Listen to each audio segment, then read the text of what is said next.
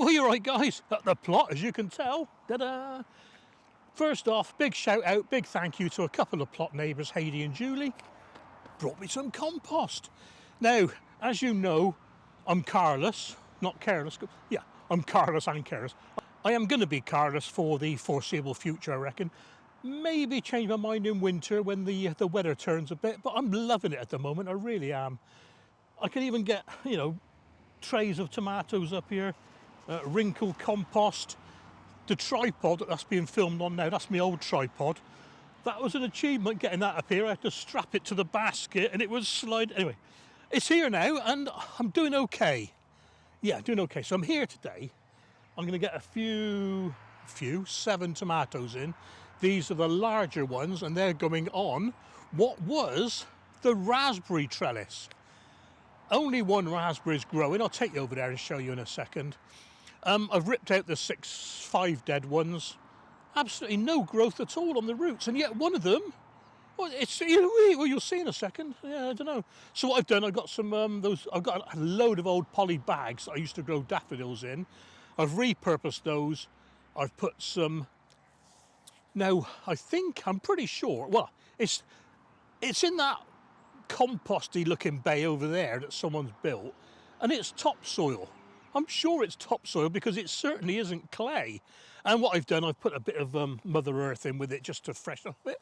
And I'm going to put some wrinkle compost in a minute, just to, well, put that down there, actually squashing the tomatoes, just to give it a bit of life. And then later on through the season, we'll feed it with proper tomato fertiliser. So I think the best thing to do is take you over there. I'll tell you what I'm growing first, what I'm planting over there. I've got Blue Beauty, Chupa Chups, Flame, Gunmetal Grey, Yellow Tulip, Vintage Wine, and Bell and what? Bell.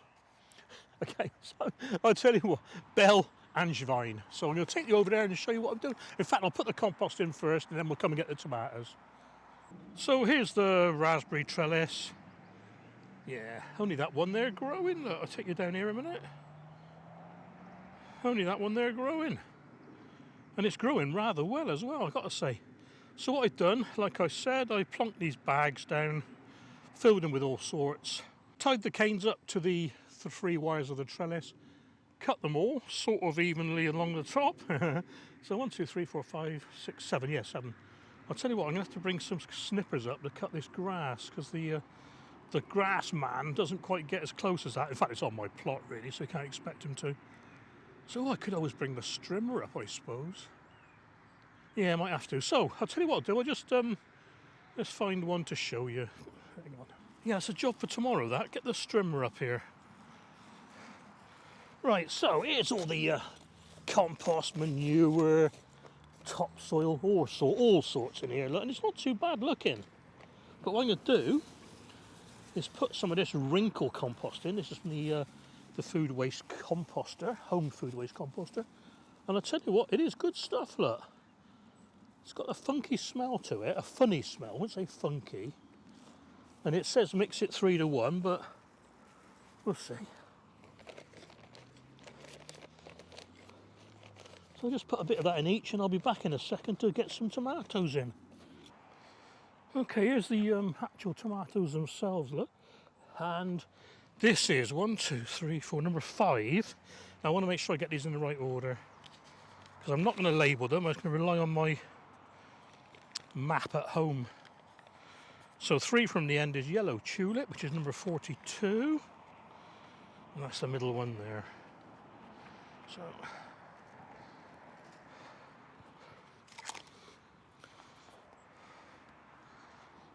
here we go then.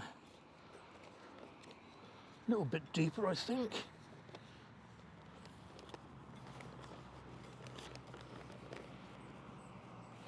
Here we are then.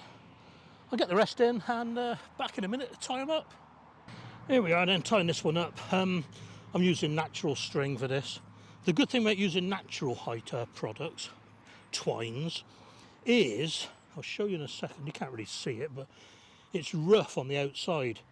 So when you make a knot, before you actually tie it, it doesn't undo itself. So what I do, I go round the tomato once, I'll do a bit higher up actually, show you. round the tomato, and then once round the cane as well. And that'll do for this one here. It's done loosely, and this is what I mean with the rough twine. Oh, can't see what I'm doing here, come on. Left over, right and under, right over, left and under, reef knot, and there you are, look, it holds itself. Cut off the excess. And stick it in the pot, because it's natural twine. Okay, once more for you on here. Round the tomato. Round the tomato so it sort of crosses itself. Round the cane. Left over, right and under. Right over, left and under. Leave a bit of breathing space for when it grows. And snip it off. There we are. Okay guys, that's it for now. Let's do the rest and then we'll show you something else. Okay then, that's those all tied up. Brilliant. Yeah, I'm going to get this grass cut tomorrow. Yeah, I'll get my strimmer up here. Quick look around then. Onions, broad beans growing okay. A little bit of someone eating it there, but not sure what that is. This net will need loosening off a bit soon as well. Right, this cage here with the onions and brassicas, not doing too well. Something is eating them. I'm thinking it's slugs. So I'll chuck some pellets down. We got, well, that one's not going to make it. That one's okay. The two in the middle have gone totally, as has that one there. So it looks like I might only have 2 Brussels sprouts plants. Not that it matters, I don't think. Elephant garlic doing very well. And the ochre is poking up around the sides there, look. A little bit of ochre. There's the tomatoes I put in, it's got to be a week ago now, they're okay. And there's a aubergine, the Thai aubergine with the shallots. Oh, here's the tripod. Here's the tripod, really old one, look, so I can leave that up here. More shallots in there, chives. Runner bean bed has been dressed with loads of compost, that's all ready to go. I've got to sort this area here out actually. Loads of rhubarb off this. I'm going to stop now because it'll be a bit weak for next year. Horseradish is growing well. Now I'm pretty sure there's a lemongrass in here as well. Is that it there? Oh, I don't know. We'll have to have a look on the map. Oh, there it is. I think it's died. Yeah, I think it's died, so I'll have to get some new lemongrass stalks from Tesco's. Ooh, falling over here. Oh, this is a pain when you prune these roses. They stick to everything. Strawberries in there. We're going to get some nice fruits in them pretty soon, looks like. Here we got some spuds, nasturtiums, more ochre. Looks like a borage growing there. Now that tomato's taken a bit of a battering. What if I put a... Oh, there's no point now. The nights are warmer now, so... Should recover though. The young leaves are looking okay, look. Same as this one, so it's probably caught a little bit of a chill. Brassicas, nasturtiums, potatoes. Shallots, bananas definitely gone. A few onions around there. Dahlia. I've decided, after the success of, turn you around slowly, these beds being used twice with no compost on top, I am not going to put any compost on these. So these be for courgettes and things like that again. Yeah, we'll see. God, this borage is going to need cutting back soon as well.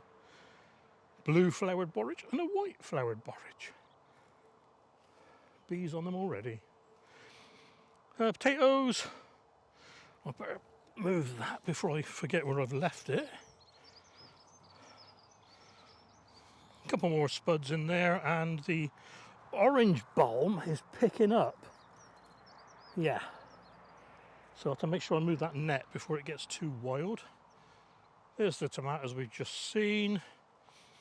Rose, Peter's Persica. Oh, look at that, it's a beautiful flower, this. Really is nice. Lupins, they're doing very well.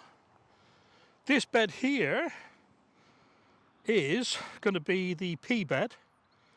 So I put loads of old spent compost down here. I've got to get the frame ready for that actually. I've got one of the clips in my pocket. That's a wheelbarrow. Got to put that coffee down as well. More spuds in there. And again, I'm not going to top this bed up unless it is using some of that soil in that sort of compost bay over there. Oh, I've got to tell you, I've got to take this home as well. More tomatoes in there. I'll take that tray home. That's the netting for the bean frame here. And that's already, the beans are just about to start germinating. Herby bed with some strawberries in it. And some bloody rosebay willow herb. I hate this stuff.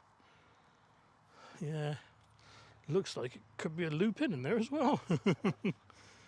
And the other herby bed with a few lettuces is in it.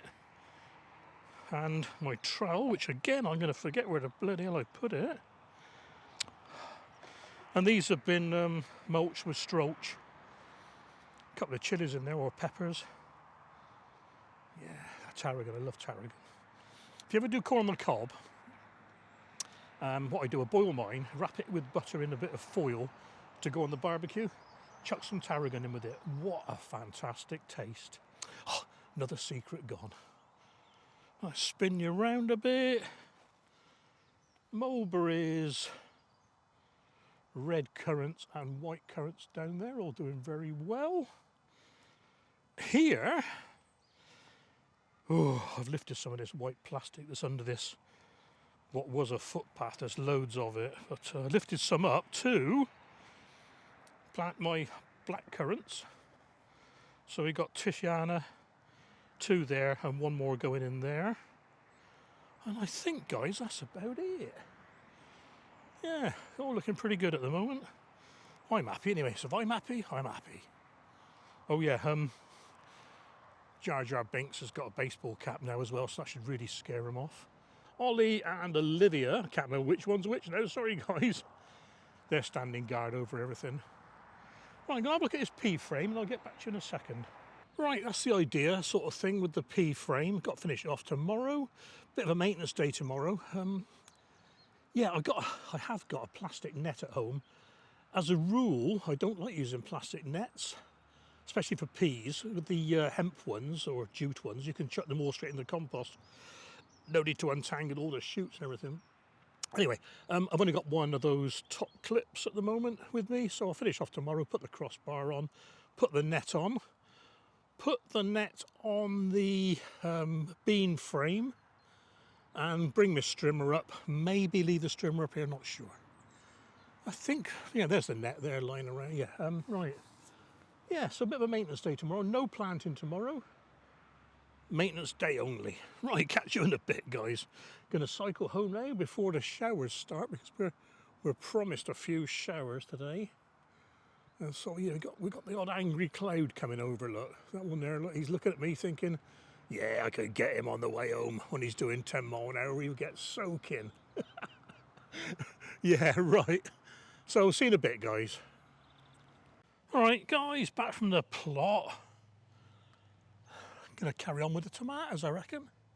Yeah, so we got 7 of these pots. What are these? 10 litre? Yeah, 10 litre, I suppose. And I've got 6, not 7. And I've got a load I want to plant. And what I've done with these, I put labels in. I'm going to put tape on the outside in a minute. So I also want to put in, let's get rid of that a second, a little bit of feed to get them going. And this is Empathy tomatoes and vegetables, biofertilizer with root grow mycorrhizal fungi and beneficial bacteria.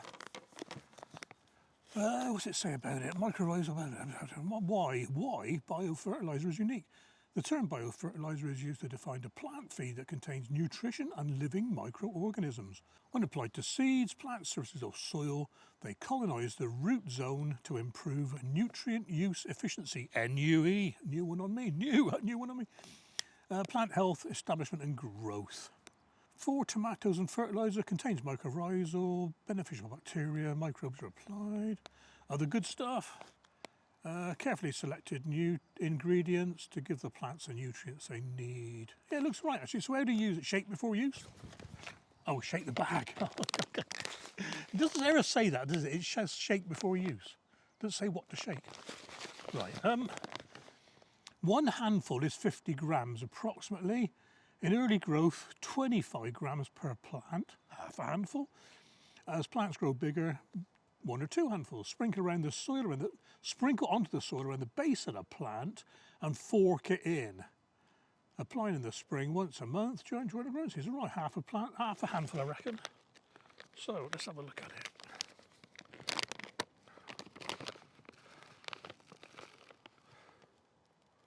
There we are. Right, half handful. There we are. Let's put that over there out of the way. I'll drop that. Fork it in. There we are. And this is Boxer Rebellion. Wherever I put it. Boxer Rebellion. We have to get some more small canes, I think. I think I've got some somewhere, but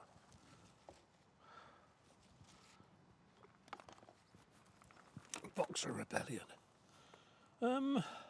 Yeah, I'm going to put it towards the back of the pot a little bit and quite deep.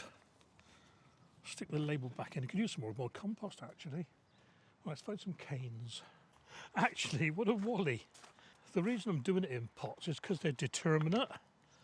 So I don't really need canes, do I? Oh, if I had a brain, I'd be dangerous. In fact, if I had a second brain, it would be lonely. Right. Okay, the last one in the pot for now is this Spanish Dancer. Now, this is a funny one because look at the size of it. Some websites say it's a micro tomato. Some say it's a dwarf and some say it's a mini. And one of them says it grows 4 feet high. This is why I'm doing it in a pot, not in the kitchen garden sort of thing. Well, there we are then, that's them. Quick water in. And Bob's your uncle.